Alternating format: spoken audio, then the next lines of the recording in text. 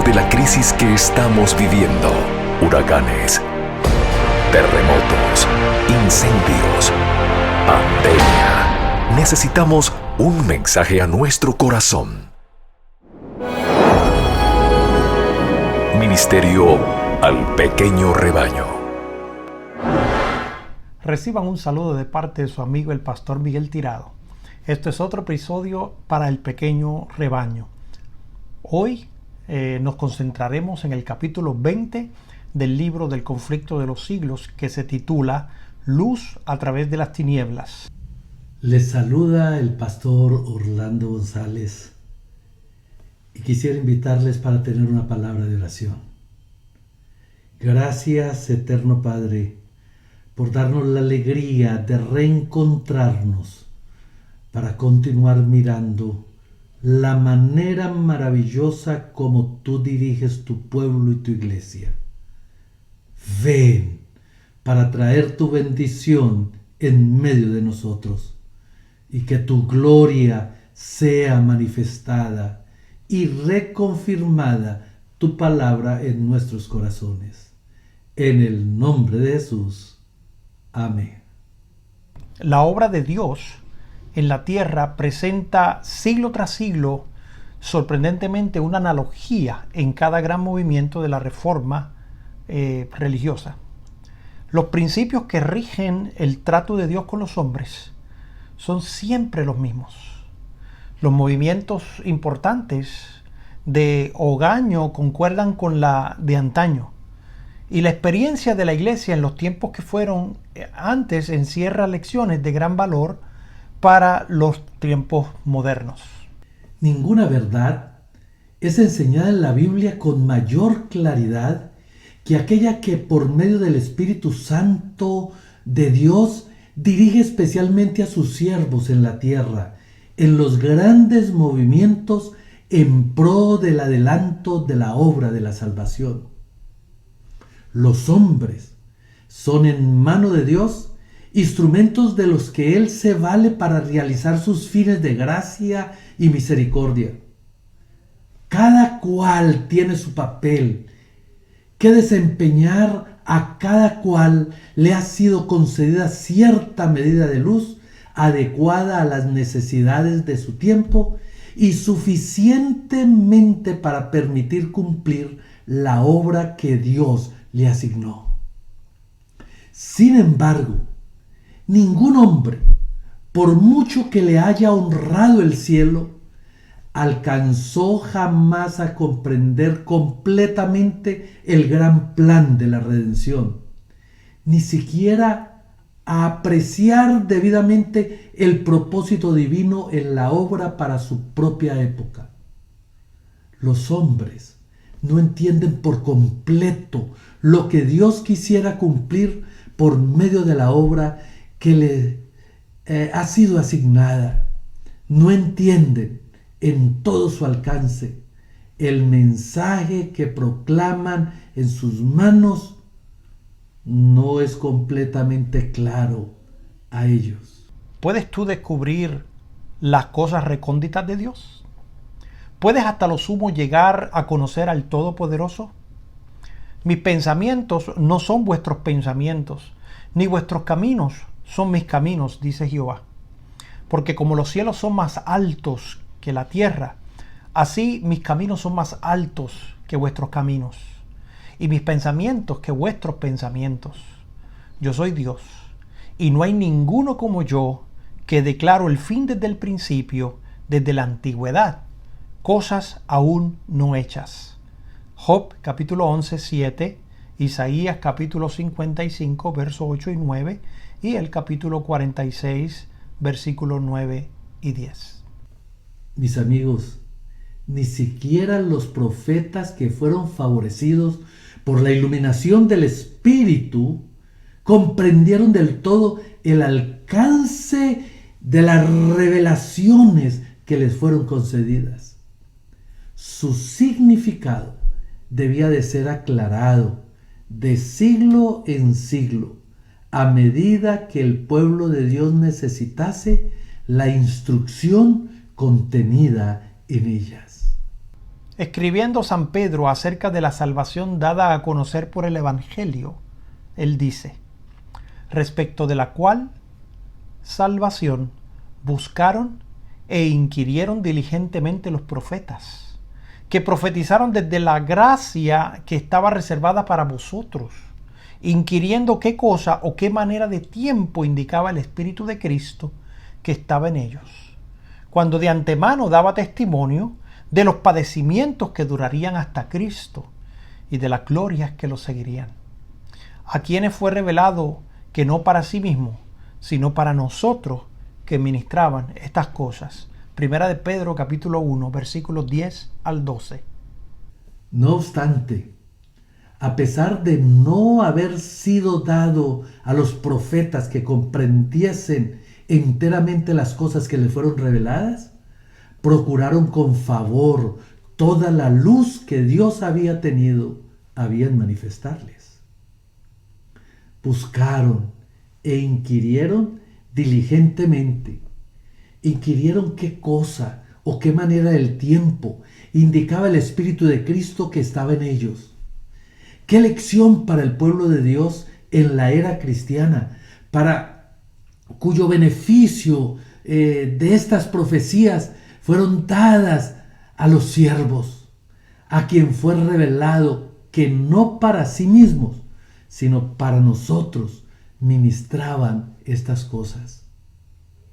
Consideraban a esos santos hombres de Dios que buscaron e inquirieron diligentemente tocante a las revelaciones que les fueron dadas para generaciones que aún no habían nacido. Comparad su santo celo con la indiferencia con que los favorecidos en edades posteriores trataron este don del cielo. ¿Qué censura contra la apatía, amiga de la comodidad, de la mundanalidad, que se contenta con declarar que no pueden extender ni pueden entender las profecías? Si bien es cierto que la inteligencia de los hombres no es capaz de penetrar en los consejos del Eterno, ni de comprender enteramente el modo en que se cumplen los designios, el hecho de que les resulten tan vagos los mensajes del cielo se debe con frecuencia a algún error o algún descuido de su parte. Cuando les anunció sus padecimientos y su muerte a los discípulos no entendían. Y a menudo la mente del pueblo y hasta de los siervos de Dios es ofuscada por las opiniones humanas. Las tradiciones y las falsas enseñanzas de los hombres nos distraen, de suerte que no alcanzan a comprender más que parcialmente las grandes cosas que Dios reveló en su palabra. Así les pasó a los discípulos de Cristo cuando el mismo Señor estaba en persona con ellos.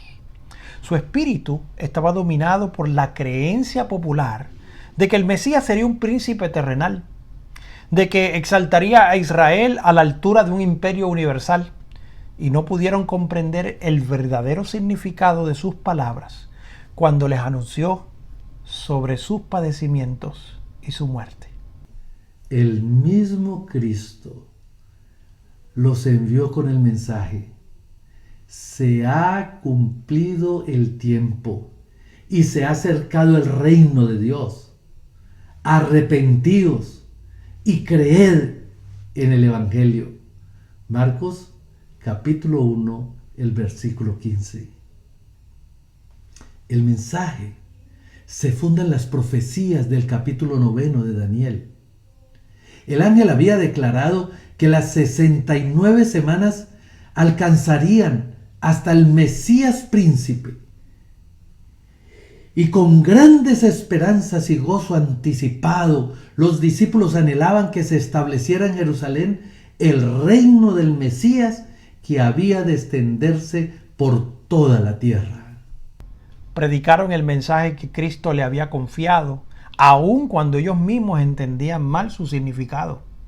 Aunque su mensaje se basaba en Daniel capítulo 9, versículo 25, no notaron que según el versículo siguiente del mismo capítulo, el Mesías iba a ser muerto. Desde su más tierna edad, la esperanza de su corazón se había cifrado en la gloria de un futuro imperio terrenal. Y eso le cegaba la inteligencia con respecto a los datos de la profecía, como las palabras de Cristo. Cumplieron su deber presentando a la nación judaica el llamamiento misericordioso. Y luego, en el momento mismo en que esperaban ver a su Señor ascender al trono de David, le vieron aprendido como un malhechor, azotado, escarnecido, condenado y elevado en la cruz del Calvario. ¡Qué desesperación y qué angustia! No desgarraron los corazones de esos discípulos durante los días que su Señor dormía en la tumba. Cristo había venido al tiempo exacto y en la manera que anunciaba la profecía. La declaración de las Escrituras, que se había cumplido en cada detalle de su ministerio, había predicado el mensaje de salvación y su palabra era con autoridad. Los corazones de sus oyentes habían atestiguado que el mensaje venía del cielo. La palabra y el Espíritu de Dios confirmaban el carácter divino de la misión de su Hijo. Los discípulos seguían aferrados a su amado Maestro con afecto indisoluble. En su angustia, no recordaron las palabras de Cristo que aludían a sus padecimientos ni a su muerte. Si Jesús de Nazaret hubiera sido el verdadero Mesías, ¿habríanse visto ellos sumidos así en el dolor y en el desengaño? Tal era la pregunta que les atormentaba el alma mientras el Salvador descansaba en el sepulcro durante las horas desesperadas de aquel sábado que medió entre su muerte y su resurrección. Aunque el tétrico dolor dominaba a esos discípulos de Jesús, no por eso fueron abandonados. El profeta dice: aunque more en tinieblas, Jehová será mi luz. Él me sacará a luz, veré su justicia. Miqueas capítulo 7, versículos 8 y 9. Aún las tinieblas no encubren de ti, y la noche resplandece como el día. Lo mismo te son las tinieblas que la luz. Dios había dicho: para el recto se levanta luz en medio de las tinieblas. Salmo 139, versículo 12, y el capítulo 112, versículo 4. También dice: y conduciré a los ciegos por un camino que no conocen, por senderos que no han conocido los guiaré. Tornaré tinieblas en luz delante de ellos, y los caminos torcidos en vías rectas. Estas son mis promesas, las he cumplido y no las he dejado sin efecto. Isaías 42:16. Lo que los discípulos habían anunciado en nombre de su Señor era exacto en todo sentido, y los acontecimientos predichos estaban realizándose en ese mismo momento. Se había cumplido el tiempo y se había acercado el reino de Dios. Había sido el mensaje de ellos transcurrido.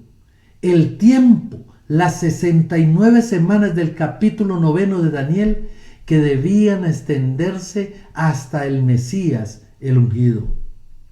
Cristo había recibido la unción del Espíritu después de haber sido bautizado por Juan en el Jordán, y el reino de Dios, que había sido declarado estar próximo, fue establecido por la muerte en Cristo. Este reino no era un imperio terrenal, como se les había enseñado y se les había hecho creer. No era tampoco el reino verdadero e inmortal que se establecería cuando el reino y el dominio y el señorío de los reinos por debajo de todos los cielos será dado al pueblo de los santos del Altísimo. Ese reino eterno en que todos los dominios le servirían y le obedecerían a él, según Daniel 7:27. La expresión reino de Dios, tal cual la emplea la Biblia, significa tanto el reino de la gracia como el de la gloria. El reino de la gracia es presentado por San Pablo en la epístola a los Hebreos, después de haber hablado de Cristo como el intercesor que puede compadecerse de nuestras flaquezas. El apóstol dice: lleguémonos pues confiadamente al trono de la gracia para alcanzar misericordia y hallar gracia. Hebreos capítulo 4, versículo 16. El trono de la gracia representa el reino de la gracia, pues la existencia de un trono envuelve la existencia de un reino.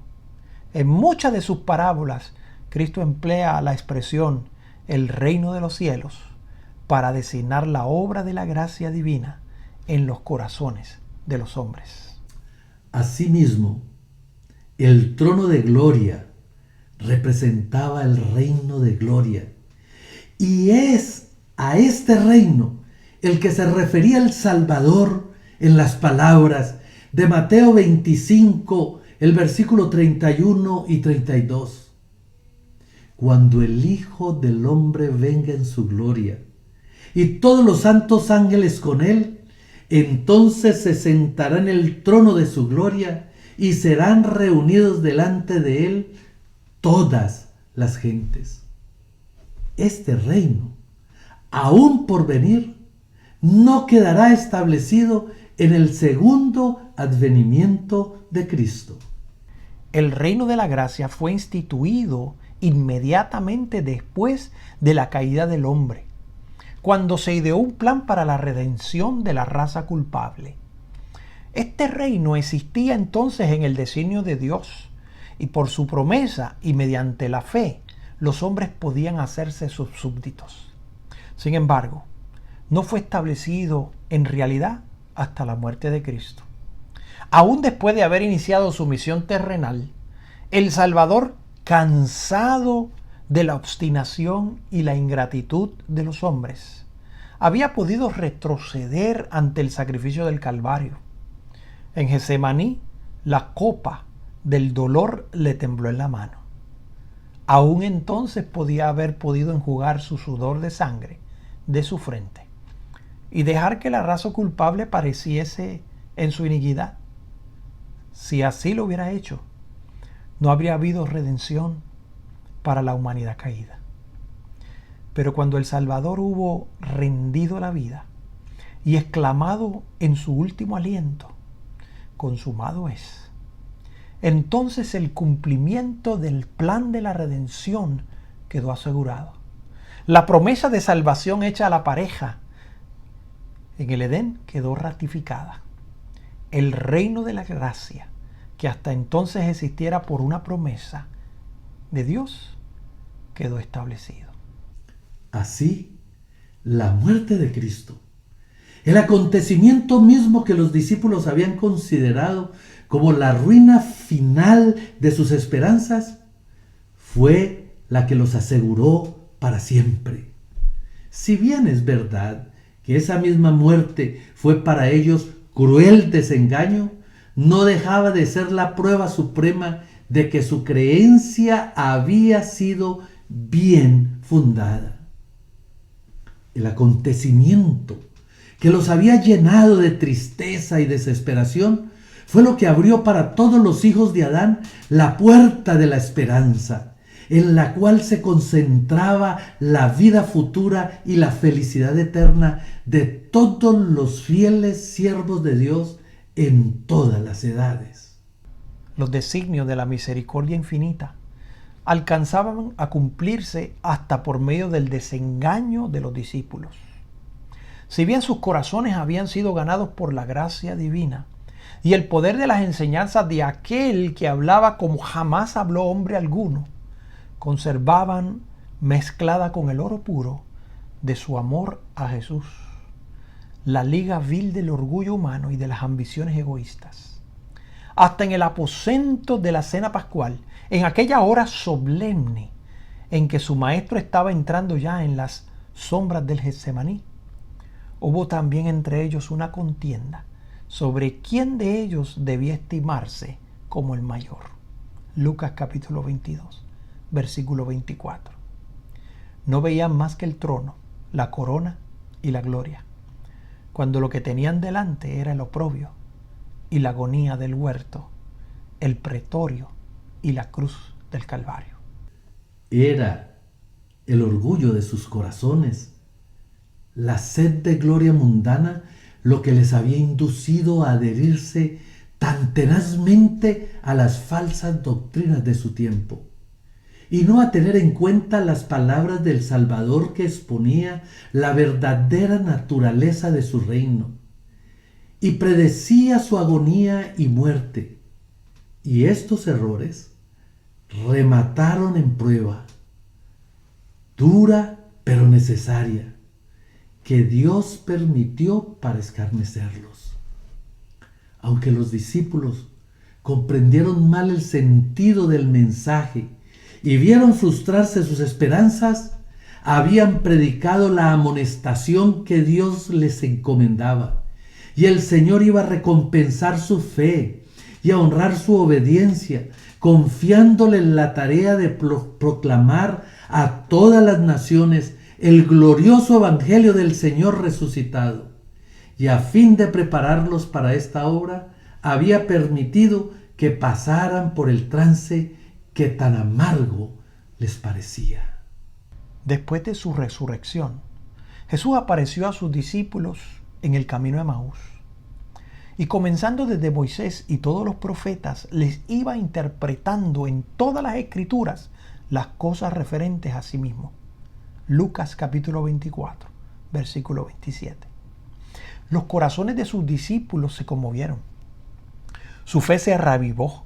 Fueron regenerados en esperanza viva, aún antes de que Jesús se revelase a ellos. El propósito de este era iluminar sus inteligencias y fundar su fe en la palabra profética más firme. Deseaba que la verdad se arraigase firmemente en su espíritu, no porque era sostenida por su testimonio personal, sino a causa de las pruebas evidentes suministradas por los símbolos y las sombras de la ley típica y por las profecías del Antiguo Testamento. Era necesario que los discípulos de Cristo tuviesen una fe inteligente, no solo para beneficio propio, sino para comunicar al mundo los conocimientos de Cristo. Y como primer paso en la comunicación de este conocimiento, Jesús dirigió a sus discípulos a Moisés y a todos los profetas. Tal fue el testimonio dado por el Salvador resucitado en cuanto al valor e importancia de las escrituras del Antiguo Testamento. ¡Qué cambio! El que se efectuó en los corazones de los discípulos cuando contemplaron una vez más el amado semblante del Maestro. Era un sentimiento más completo y perfecto que nunca antes había hallado. Aquel de quien escribió Moisés en la ley y asimismo los profetas. La incertidumbre, la angustia, la desesperación dejaron lugar a una seguridad perfecta, a una fe serena, que muchos entonces que después de su ascensión ellos estuviesen siempre en el templo alabando y bendiciendo a Dios. El pueblo que no tenía conocimiento sino de muerte ignominiosa del Salvador miraba para descubrir sus semblantes una expresión de dolor, confusión y derrota, pero solo veía en ellos alegría y triunfo. ¡Qué preparación la que habían recibido para la obra que les esperaba! Habían pasado por la suprema prueba más grande que les fue dado de manera doble experimentar, y habían visto cómo cuando a juicio humano todo estaba perdido, la palabra de Dios se había cumplido y nada les podría frustrar, y todo había salido triunfante. En lo sucesivo, ¿qué podía hacer vacilar su fe o enfriar el ardor de su amor? En sus penas más amargas ellos tuvieron un poderoso consuelo, una esperanza que era como un ancla del alma, segura y firme. Habían comprobado la sabiduría y el poder de Dios. Estaban persuadidos de que ni la muerte ni la vida, ni los ángeles, ni los principados, ni poderes, ni cosas presentes, ni cosas por porvenir, ni lo alto ni lo bajo, ni ninguna otra cosa creada podía apartarlos del amor de Dios, que es en Cristo Jesús, Señor nuestro. Romanos capítulo 8, versículos 38, 39 y 37. En todas estas cosas decían, somos vencedores, y más aún por medio de aquel que nos amó. La palabra del Señor permanece para siempre. ¿Y quién es el que condena? Cristo Jesús es el que murió, más aún el que fue levantado entre los muertos, el que está a la diestra de Dios, el que también intercede por nosotros. En el libro de Joel, el capítulo 2, el versículo 26 dice, nunca jamás será mi pueblo avergonzado. Palabra del Señor. Y Salmos, el capítulo 30, el versículo 5, una noche podrá durar el lloro, mas la mañana vendrá la alegría. Cuando en el día de su resurrección estos discípulos encontraron al Salvador y sus corazones ardieron al escuchar sus palabras, cuando miraron su cabeza, sus manos, sus pies que habían sido heridos por ellos, cuando antes de su ascensión Jesús les llevara hasta cerca de Betania y levantando sus manos para bendecirlos les dijera, id por todo el mundo y predicar el evangelio a toda criatura. Y agregara, he aquí yo estoy con vosotros todos los días hasta el fin del mundo. Una noche podrá durar el lloro, mas a la mañana, cuando el día del Pentecostés descendió el Consolador prometido, y por el poder de lo alto que le fue dado a las almas de los creyentes, se estremecieron con el sentimiento de la presencia de su Señor, que ya había ascendido al cielo. Entonces, aunque la senda que seguían, como la que siguiera su Maestro, fue la senda del sacrificio y el martirio, ¿habrían ellos acaso cambiado el evangelio de la gracia con la corona de justicia que había de recibir a su venida? ¿O por la gloria de un trono mundano que había sido su esperanza en los comienzos de su discipulado? Aquel que es poderoso para hacer infinitamente más de todo cuanto podemos pedir y aún pensar, les había concedido con la participación en sus sufrimientos la comunión de su gozo, el gozo de llevar muchos hijos a la gloria, al que dice San Pablo, nuestra ligera aflicción, que no dura sino por un momento, no es digna de ser comparada. Lo que experimentaron los discípulos, que predicaron el evangelio del reino cuando vino Cristo por primera vez, tuvo su contraparte en la experiencia de los que proclamaron el mensaje del segundo advenimiento, así como los discípulos fueron predicando. Se ha cumplido el tiempo y se ha acercado el reino de Dios. Así también Miller y sus asociados proclamaron que estaban a punto de terminar el periodo profético más largo y último de que habla la Biblia, que el juicio era inminente y que el reino eterno iba a ser establecido. La predicación de los discípulos en cuanto al tiempo se basaba en las 60 semanas del capítulo 9 de Daniel. El mensaje proclamado por Miller y sus colaboradores anunciaban la conclusión de los 2300 días de Daniel capítulo 8 versículo 14, de los cuales las 60 semanas fueron parte. En cada caso, la predicación se fundaba en el cumplimiento de una parte diferente del mismo gran propósito profético. Como los primeros discípulos, Guillermo Miller y sus colaboradores no comprendieron ellos mismos enteramente el alcance del mensaje que proclamaban. Los errores que existían desde hacía largo tiempo en la iglesia les impidieron interpretar correctamente un punto importante en la profecía.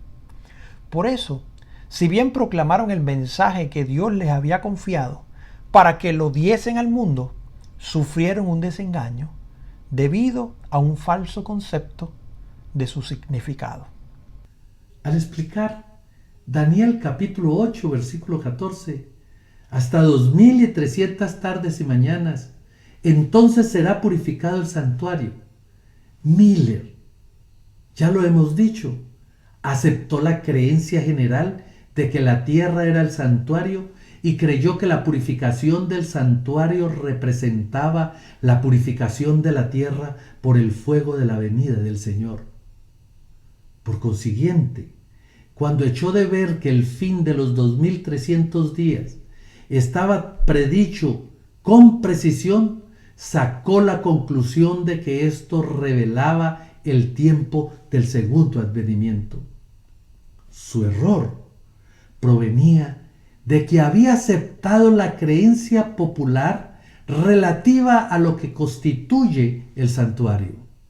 En el sistema típico, que era sombra del sacrificio y del sacerdocio de Cristo, la purificación del santuario era el último servicio efectuado por el sumo sacerdote en el ciclo anual de su ministerio. Era el acto final de la obra de expiación, una remoción o apartamiento del pecado de Israel. Prefiguraba la obra final en el ministerio de nuestro sumo sacerdote en el cielo, en el acto de borrar los pecados de su pueblo que estaban consignados en los libros celestiales. Este servicio envuelve una obra de investigación, una obra de juicio, y precede inmediatamente la venida de Cristo en las nubes del cielo con gran poder y gloria. Pues cuando Él venga, la causa de cada uno habrá sido fallada. Jesús dice: mi galardón está conmigo, para dar la recompensa a cada uno según su obra. Esta obra de juicio que precede inmediatamente al segundo advenimiento es la que se anuncia en el primer mensaje angélico de Apocalipsis, capítulo 14, versículo 7, que dice así: teme a Dios y dadle honra, porque ha llegado la hora de su juicio. Los que proclamaron esta amonestación dieron el debido mensaje a su tiempo. Pero así como los primitivos discípulos declaran: se ha cumplido el tiempo y se ha acercado el reino de Dios, fundándose en la profecía de Daniel capítulo 9, sin darse cuenta de que la muerte del Mesías estaba anunciada en el mismo pasaje bíblico, así también Miller y sus colaboradores predicaron el mensaje fundado en Daniel 8:14 y en Apocalipsis 14:7, sin echar de ver que en el capítulo 14 del Apocalipsis encerraba aún otros mensajes que debían de ser también proclamados antes del advenimiento de nuestro Señor. Como los discípulos se equivocaron en cuanto al reino que debían establecerse al fin de las 70 semanas, así también los adventistas se equivocaron en cuanto al acontecimiento que debía producirse al final de los 2300 días. En ambos casos, la circunstancia de haber aceptado errores populares, o mejor dicho, la adhesión a ellos, fue lo que cerró el espíritu de la verdad. Ambas escuelas cumplieron la voluntad de Dios, proclamando el mensaje que Él deseaba que fuese proclamado, y ambas, debido a su mala comprensión del mensaje, sufrieron desengaños. Sin embargo, Dios cumplió su propósito misericordioso, permitiendo que el juicio fuese proclamado precisamente como lo fue, el gran día inminente. Y en la providencia de Dios, el pueblo fue probado tocante a un tiempo fijo, a fin de que se les revelase lo que había en sus corazones. El mensaje tenía por objeto probar y purificar el pueblo de Dios. Los hombres debían de ser inducidos a ver si sus defectos dependían de las cosas de este mundo o de Cristo y del cielo. Ellos profesaban amar al Salvador. Debían pues probar su amor. Estarían dispuestos a renunciar a sus esperanzas y ambiciones mundanas para saludar con gozo el advenimiento del Señor. El mensaje tenía por objeto hacerles ver su verdadero estado espiritual. Fue enviado misericordiosamente para despertarlos a fin de que buscasen al Señor con arrepentimiento y humillación. Además, si bien el desengaño era resultado de una comprensión errónea del mensaje que anunciaban, Dios iba a predominar para bien sobre las circunstancias. Los corazones de los que habían profesado recibir la amonestación iban a ser probados. En presencia de su desengaño, ¿se apresurarían ellos a renunciar a su experiencia y abandonar su confianza en la palabra de Dios? ¿O con oración y humildad procurarían discernir en qué puntos no habían comprendido el significado de la profecía? ¿Cuántos habían obrado por temor o por impulso y arrebato? ¿Cuántos eran de corazón indeciso e incrédulos? Muchos profesaban anhelar el advenimiento del Señor, pero al ser llamados a sufrir las burlas y el oprobio del mundo y la prueba de la dilación y del desengaño, la pregunta es, ¿renunciarían a su fe? ¿Por qué no pudieron comprender luego los caminos de Dios para con ellos? ¿Rechazarían las verdades confirmadas por el testimonio más claro de su palabra? Esta prueba revelaría la fuerza de aquellos que con verdadera fe habían obedecido a lo que creían las enseñanzas de la palabra del Espíritu de Dios. Ellas les enseñarían cómo solo tal experiencia podría hacerlo, el peligro que hay en aceptar las teorías e interpretaciones de los hombres, en lugar de dejar la Biblia interpretarse a sí misma, la perplejidad y el dolor que iba a resultar de su error, produciría en los hijos de la fe el acercamiento necesario. Los induciría a profundizar aún más el estudio de la palabra profética. Aprenderían a examinar más detenidamente el fundamento de su fe y rechazar todo lo que no estuviera fundado en la verdad de las Sagradas Escrituras. Por muy grande que fuese su aceptación en el mundo cristiano, todo debe de estar basado en lo que dice la palabra de Dios. A estos creyentes les pasó lo que a los primeros discípulos. Lo que en la hora de la prueba pareciera oscuro a su inteligencia, les fue aclarado después. Cuando vieron el fin que vino del Señor, supieron que a pesar de la prueba que resultó de sus errores, los propósitos del amor divino para con ellos no habían dejado de seguir cumpliéndose. Merced a esta bendita experiencia, llegaron a saber que el Señor es muy misericordioso y compasivo, y que todos sus caminos son misericordia y verdad para los que guardan su pacto y sus testimonios. Amigo que me escuchas, esta profecía es una profecía impresionante. Yo acostumbro a decir que Dios es perfecto, que Dios es matemático y que cuando vemos una profecía como esta, vemos la perfección de Dios. Que a veces los hombres nos equivocamos y cometemos errores, ¿sí? Pero eso no quita que Dios tiene marcado un día en que viene a buscarnos. Y nos preguntamos, ¿será que estoy listo para encontrarme con Él? ¿Será que conozco a ese que es misericordioso y compasivo y que está dispuesto a salvarme? Si es así, y si aún no lo conoces y deseas conocerlo, yo te invito a que inclines el rostro y que ores conmigo. Amoroso Padre, en cuya presencia estamos, Señor, las noticias de la segunda venida tuya impresionan nuestros corazones y queremos rendirnos a ti, queremos entregarnos a ti. Muéstranos el camino y muéstranos qué hacer para que mi corazón esté completamente en tus manos y para que tú hagas en mí el querer y el hacer según tu buena voluntad, para que yo te glorifique, no a los hombres, sino a ti. Perdona todas mis ofensas y sálvanos en el nombre de Jesús. Amén. Esto ha sido un mensaje al pequeño rebaño. Dios te bendiga.